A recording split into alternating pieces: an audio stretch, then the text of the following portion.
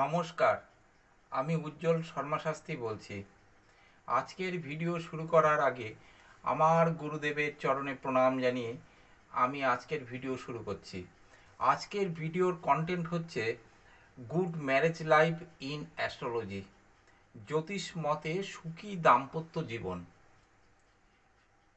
এই দাম্পত্য জীবন আমরা সাধারণত সপ্তমপতি দিকে লক্ষ্য রাখি, কিন্তু শুধু সপ্তমপতির দিকে লক্ষ্য রাখলে হবে না, আরও অনেক কিছুই দেখতে হয়। সপ্তমপতি শুভ গ্রহদিষ্ট বা শুভ গ্রহ যুক্ত যদি হয়, কেন্দ্রে বা কোণে যদি থাকে, তাহলে কিন্তু শুভ ফল মিলবে। এই সপ্তমপতি কোন নক্ষত্রের সঙ্গে অবস্থান করছে, সেই নক্ষত্র শুভ কি অশুভ, সেগুলো কিন্তু বিচার বিবেচনার মধ্যে আনতে হবে। স্থানপতিদের নক্ষত্র কিনা, এগুলো কিন্তু আমাদের দেখতে হবে। অশুভ নক্ষত্র যুক্ত যদি এই সপ্তমপতি হয়, তাহলে অশুভ ফল পাওয়া যাবে। অর্থাৎ আমাদের লক্ষ্য করতে হবে সপ্তমপতি পাপ পীড়িত কিনা। এছাড়া আর কি দেখতে হবে, দুস্থানে আছে কিনা সপ্তমপতি।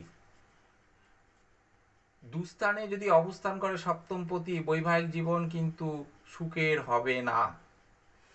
সপ্তমপতি যদি পাপপীড়িত হয়, তাহলে কিন্তু দাম্পত্য জীবন সুখের হবে না।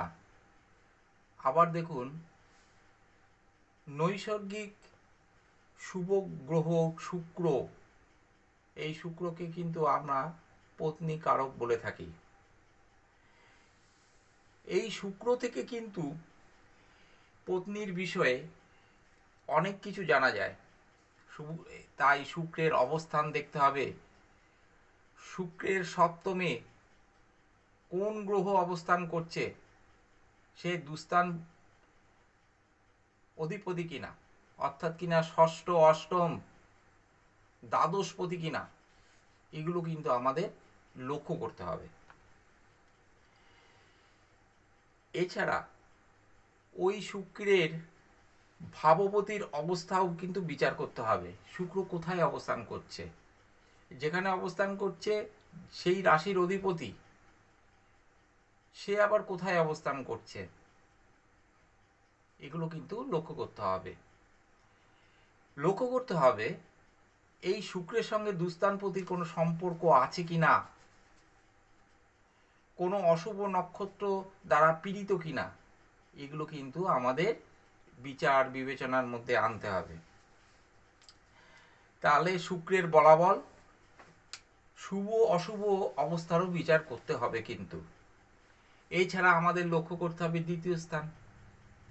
দ্বিতীয় স্থানের অধিপতি কেন লক্ষ্য করতে হবে, যেহেতু নতুন আত্মীয়, বৈবাহিক সূত্রে আত্মীয়তার সৃষ্টি হচ্ছে, নতুন আত্মীয়, সেই হেতু আমাদের এই দ্বিতীয় পতি সে কোথায় অবস্থান করছে, তার সঙ্গে আবার দুস্থানপতি আছে কিনা, অশুভ নক্ষত্রে অবস্থান করছে কিনা, এগুলো কিন্তু আমাদের লক্ষ্য করতে হবে বিচারকালে।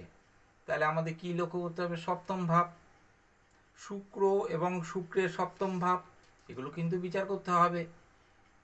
দ্বিতীয় পতি, দ্বিতীয় ভাবও দেখতে হবে।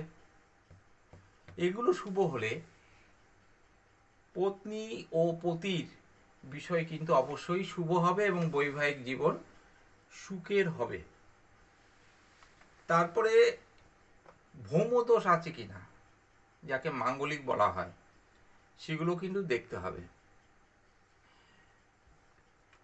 সত্যিকারের ভৌমদোষ বা মাঙ্গলিক আছে কিনা সেটা তো দেখতেই হবে।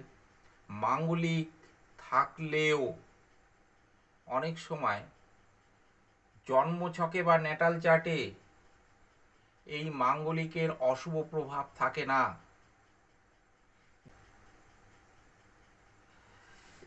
এ কিন্তু লক্ষ্য করতে হবে মাঙ্গলিক, সত্যিকারের মাঙ্গলিক আছে কিনা, সেই জন্যই আমি এই কথাটা বলছি। এই জন্য জোটক বিচার কিন্তু অবশ্যম্ভাবী। জটক বিচার কিন্তু করে জাতক জাতিকার বিবাহ স্থির করা উচিত। এখানে কিন্তু বৃহস্পতির একটা বিরাট ভূমিকা আছে। শুক্র সপ্তমপতি কিংবা সপ্তম স্থান যদি বৃহস্পতি দ্বারা দিষ্ট হয় বা বৃহস্পতি যুক্ত হয়, তাহলে কিন্তু পত্নী অবশ্যই গুণবতী হবে। যদি নারীর জন্মছকে এই যোগ থাকে, তাহলে স্বামীর এই গুণগুলো থাকবে। এই রকম বিচার বিশ্লেষণ করে যদি বিবাহ স্থির করা হয়, তাহলে কিন্তু বৈবাহিক জীবন অবশ্যই সুখের হবে।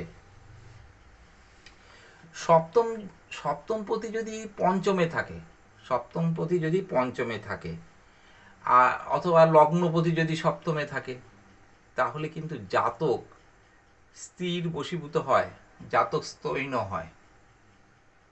ওই স্থির কথা মতো ওঠবোস করা আর কি। শনি সপ্তমপতি ও শুভদৃষ্ট যদি হয়, তাহলে স্ত্রী প্রতি অনুরক্তা হয়। কি বললাম? শনি সপ্তমপতি ও শুভদৃষ্ট হয় যদি, তাহলে অবশ্যই কিন্তু স্ত্রী পতির অনুরক্তা হয়, পতিকে সম্মান দেবে এবং তাদের বৈবাহিক জীবন সুখের হবে। সপ্তমে যদি চন্দ্র ও শুক্র থাকে কোনো জাতকের, সপ্তমে যদি চন্দ্র শুক্র থাকে, সপ্তমে যদি বুধ বৃহস্পতি থাকে, এদের কিন্তু বহু স্ত্রী হয়। এরা এক বা একাধিক বিয়ে করে থাকে। এদের এক বা একাধিক বৈবাহিক সম্বন্ধে আবদ্ধ হতে হয়। কি বললাম? সপ্তমে যদি চন্দ্র শুক্র থাকে, সপ্তমে যদি বুধ বৃহস্পতি থাকে। নারীর সপ্তমে চন্দ্র এবং শুক্র যদি একসঙ্গে থাকে, তাহলে কিন্তু সেই জাতিকার চরিত্র ভ্রষ্টা হয়, পতির সুখ বিঘ্নিত হবার কিন্তু আশঙ্কা থাকে। এই জন্য ন্যাটাল চার্ট বিচার বিশ্লেষণ করে বিবাহ স্থির করা উচিত। দ্বিতীয়পতি দ্বিতীয় থাকলে, লগ্নপতি লগ্নে থাকলে, লগ্নপতি যদি তৃতীয় থাকে, লগ্নপতি যদি ষষ্ঠে থাকে, তাহলে কিন্তু এরা এই সমস্ত জাতকরা দ্বিভার্যা যুক্ত হয়। এদের সাধারণত দ্বিবিবাহ হয়ে থাকে। অথবা যদি অষ্টমপতি লগ্নে বা সপ্তমে থাকলেও এটা হয়, দ্বিভার্যা যুক্ত হয়ে থাকে। সপ্তমে একাধিক পাপগ্রহ থাকলে বা সপ্তমে যদি রাহুকেতু থাকে, বৈবাহিক জীবন কিন্তু সুখের হয় না। অবশ্যই প্রতিকার বিধান করা প্রয়োজন আছে। বৈবাহিক জীবনে আবদ্ধ হয়ে গেছেন, প্রতিনিয়ত অশান্তি, ন্যাটাল চার্ট বিচার বিশ্লেষণ করে উপযুক্ত প্রতিকার বিধান করার প্রয়োজন আছে। শুক্র যদি ষষ্ঠপতি হয়, শুক্র যদি ষষ্ঠপতি হয় এবং সপ্তম অথবা অষ্টমে যদি থাকে, তাহলে কিন্তু বৈবাহিক জীবন সুখের হয় না। অষ্টমে শনি থাকলে, অষ্টমে যদি শনি থাকে, স্ত্রী জাতকের জাতিকার, স্ত্রী জাতিকার দাম্পত্য জীবন সুখের হয় না। অষ্টমে শুক্র থাকলে জাতিকার সম্ভ্রান্ত ও প্রতিষ্ঠা সম্পন্ন পরিবারে কিন্তু বিবাহ হওয়ার সম্ভাবনা থাকে অষ্টমে শুক্র থাকলে। সপ্তমপতি এবং শুক্র যদি একসঙ্গে ষষ্ঠে থাকলে, কি বলেছি? সপ্তমপতি ও অষ্টমপতি যদি একত্রে ষষ্ঠে থাকে, তাহলে কিন্তু স্ত্রী বন্ধা হতে পারে। ভৌমদোষের কথা তো আগেই বললাম। শুক্র যদি নিচস্থ ও অস্তমিত হয়, তাহলে বৈবাহিক জীবন কিন্তু সুখের হয় না। সপ্তম ও চতুর্থ ভাব, সপ্তম ভাব এবং চতুর্থ ভাব যদি পাপযুক্ত বা পাপদিষ্ট হয়, তাহলে কিন্তু বৈবাহিক জীবন অশান্তিময় হয়। এগুলোর প্রতিকার বিধান কিন্তু আছে। স্বাস্থ্য মতে এগুলোর প্রতিকার বিধান করুন, অবশ্যই বৈবাহিক জীবন সুখের হবে, বৈবাহিক জীবনে শান্তি আসবে, দাম্পত্য জীবন সুখের হবে।